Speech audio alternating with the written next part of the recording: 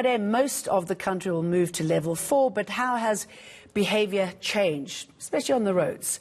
Our reporter Mangoba Mkunu is on the ground to find out in Johannesburg. Tell us what it is that you have learned about our behaviour. Well, certainly, Jane, the indication is that there has been some sort of compliance from most of the motorists. You recall that when the Transport Minister last month released those Easter statistics alluding to the fact that there was a 70% reduction on the vehicles that have been seen on the country's roads. So there certainly has been some sort of behaviour from some coaches, but of course there have also been some of those groups that have still not been complying with the regulations.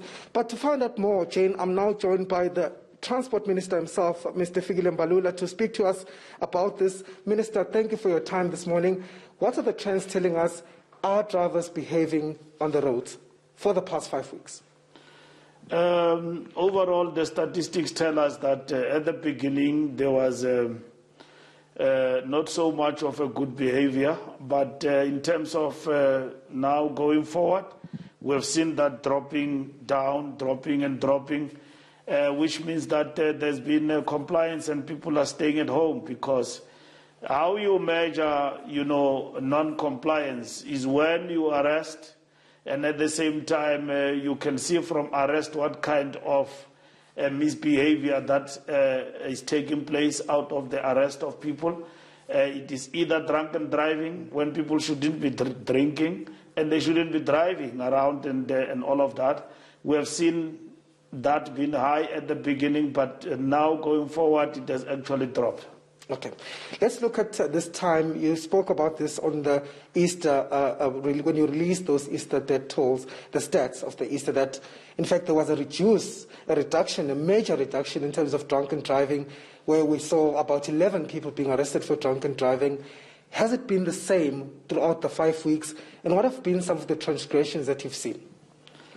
In the last 5 weeks, the transgressions we have actually seen, it is people driving on the roads, not without any purpose, meaning they are driving, going distances that they are not supposed to. And then we have seen that, and we have also seen drunken driving, especially at night, where people take their chances trying to go out at night.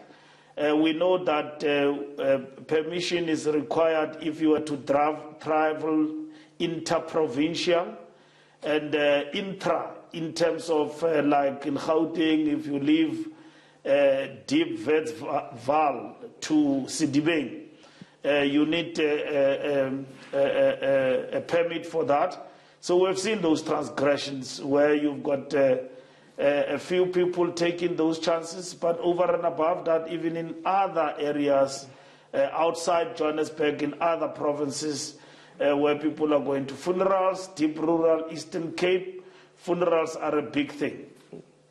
Based on what we've seen, Minister, can you say that South African motorists are in a state to say that they understand what the lockdown is all about? They do get a sense or an understanding of why really they have to stay at home?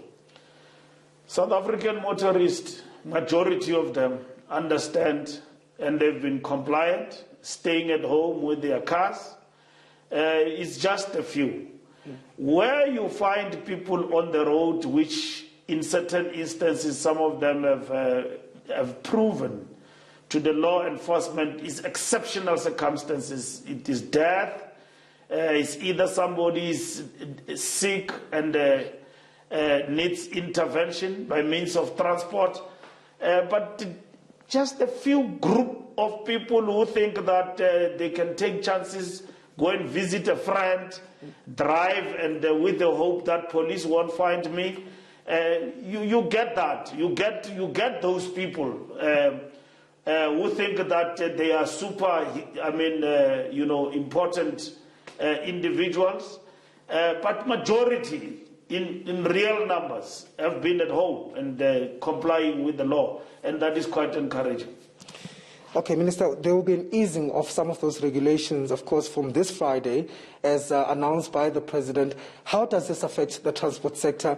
What will change? What will remain in place? You must first remember that easing down of regulations does not mean the lockdown is gone. It's simply the word gradual easing of regulations. And that gradual easing is not just happening, it is informed by the health practitioners, epidemiologists, inform our approach, who advise the minister, and the minister advise the NCCC. So just take it out of your mind to think that lockdown is gone. It's not gone. Among others, what Dr. Nkosazana announced is the curfew. What we are going to do once NCCC on Wednesday rectify all the important things in terms of the regulations and then gazette it. We will come as ministers and explain transport, how will it affect. It will, but it is going to be something like the tap and the Leipzig way, meaning ad hoc, what the Germans call the tap and the Leipzig way. You open it, slowly, and then you can actually close it. But it will also be guided by directions by ministers. For instance, you are talking now about PRASA earlier on. The biggest challenge for us at PRASA is that our refurbishment program of some of the corridors has come to a standstill because of the lockdown.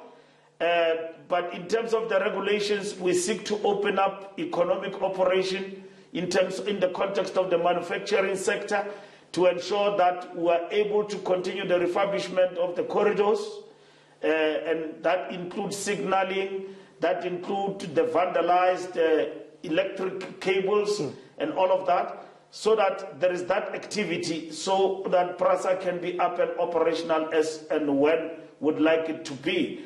It will affect the numbers there. But it does not mean the economy in its entirety, but we will even see chance takers in this regard. Operations of taxis in terms of operation time are going to increase, but will close down around 5 o'clock or 5 o'clock exactly, and then from there to 6 o'clock it is curfew till 5 o'clock the following day, or 8 to 5 the following day. It means from 8 o'clock, 9 upwards, there should be nobody, no car in the streets. So it is easing down, gradual, what we call readjustment, and so on, but very, very, very carefully. And interprovincial travel is not going to happen. Long distance travel is not going to happen. The status quo in terms of the number of people in the taxis will remain, to 70%. It's not going to increase. So the situation is going to be closely monitored, because it is opening for specific industries like mining and so on. People will be going to work. Okay. In terms of motorists, who will be allowed on the road? Will everybody be allowed on the road, or is it certain people that will be allowed? No, it is largely essential workers. Those people, in terms of the law, were allowed to be on the road. Let's take, for instance, if it is people's, ministers of health, ministers of education will announce that, is interlinked to that.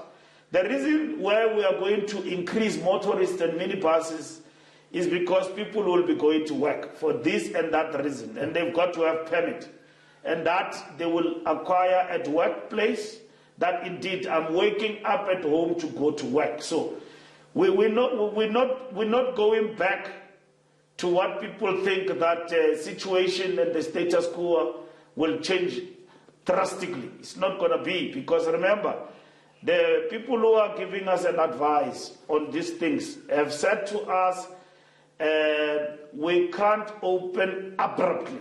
We've got to do this thing, pace it, and so on. Okay.